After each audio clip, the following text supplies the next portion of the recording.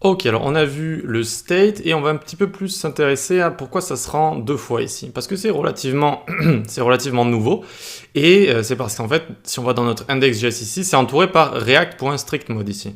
Et regardez, si on l'enlève, ça va faire comme avant, c'est-à-dire que ça va se rendre juste une seule fois. Donc par exemple, je vais ici, je clique, tac, j'ai juste 100 une seule fois. Vous voyez? Donc pourquoi ils ont rajouté ce strict mode? C'est pour vraiment veiller à avoir des fonctions qui sont pures et que si on les rappelle autant de fois qu'on veut, si on a des composants qui vont se rendre autant de fois qu'on veut, eh bien ça retournera toujours la même chose. C'est-à-dire si je clique ici, eh bien il va faire exprès de l'appeler deux fois, si vous voulez, mon composant, de le retourner deux fois. Et du coup, ça rend deux fois 100 ici, très bien. Donc c'est toujours le même state et il n'y a pas de problème de mise à jour, etc. et de fonctions qui pourraient être impures. Pour savoir ce que c'est que les fonctions pures, je vous invite à revenir dans le functional programming, la partie paradigme de programmation. Les fonctions pures, c'est les fonctions, lorsqu'on va leur donner des entrées, des valeurs en entrée, donc en argument, eh bien ça nous retournera toujours la même chose. Ça nous retournera toujours la même chose. Si la fonction elle fait A plus B dans son corps, et que je lui passe 2 et 2, ça retournera toujours 4, par exemple. Et donc c'est pour ça qu'ici, il teste en fait, et il se dit, tiens, si je le fais x2, si je le fais tourner deux fois, ce composant, est-ce qu'il va toujours me retourner la même chose ou pas? Et là, s'il y a une chose différente, c'est qu'il y a un problème. Voilà. Donc, c'est juste pour ceux peut-être qui avaient connu React avant. Avant, ça ne faisait pas ça. C'est à cause de React.strict_mode. Enfin, c'est mieux en fait, parce que ça nous aide à débugger. Si on voit quelque chose de différent ici, c'est qu'il y a un problème.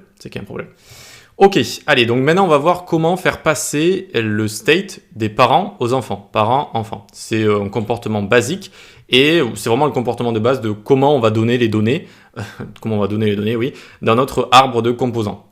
Et bien du coup on a un enfant qui est content ici, d'accord? C'est lui qu'on importe dans le parent app.js. Donc vous comprenez la relation enfant-parent. L'enfant c'est celui qu'on va importer qui est en dessous de nous. Et donc ici je vais pouvoir lui passer par exemple le state qu'on a ici. Et donc je vais lui dire le state de base ça va être le message. Je n'ai pas trop d'inspi, tac, le message, très bien. Et donc on va pouvoir venir ici et faire msg est égal, tac, mon state. Ok? Ça c'est mon composant content, hein, c'est mon composant content. Une fois qu'on a ça, on va dans content, et là il faut l'accepter, il faut accepter cette props, cette propriété si vous voulez. D'accord? Donc on va ici faire props, on lui donne le nom props, on aurait pu l'appeler un peu comme on veut, et maintenant on peut l'utiliser, par exemple, au lieu d'avoir ici du contenu, eh bien on ouvre la collade, et on fait props, point, on l'a appelé comment déjà? MSG, message, d'accord? Comme MSG juste ici. Et regardez, on a bien le message. On a réussi à changer les données de ce composant en lui donnant des données qui viennent d'ici, qui viennent de là. Voilà. Et d'ailleurs, si je clique sur le bouton, hop, vous voyez que ça a changé, vu qu'ici, maintenant, j'ai passé 100. Voilà. Donc, c'est très bien. Qu'est-ce qu'on peut faire d'encore mieux? Enfin, ça dépend. Ça peut vous embrouiller peut-être ces histoires de destructuring. Mais des fois, pour que vous sachiez ce qui se passe, eh bien, vous allez voir ça. Tac, hop.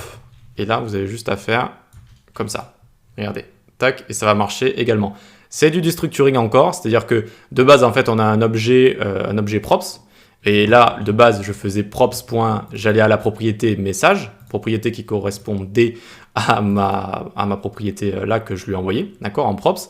Et eh bien, on peut juste faire du destructuring et transformer cette propriété en variable. Et donc, pour ce faire, hop, on met les accolades autour, destructuring, c'est-à-dire je crée une variable à partir de la propriété MSG, et ensuite je peux utiliser MSG où je veux, directement, juste comme ça. Attention, hop, j'ouvre ça, tac, et on a bien le message. Ok? Voilà pour ça, voilà comment on passe des données, donc d'un parent à un enfant. Rien de plus simple, on va voir comment on peut, d'une certaine manière, effectuer une action sur le parent depuis l'enfant.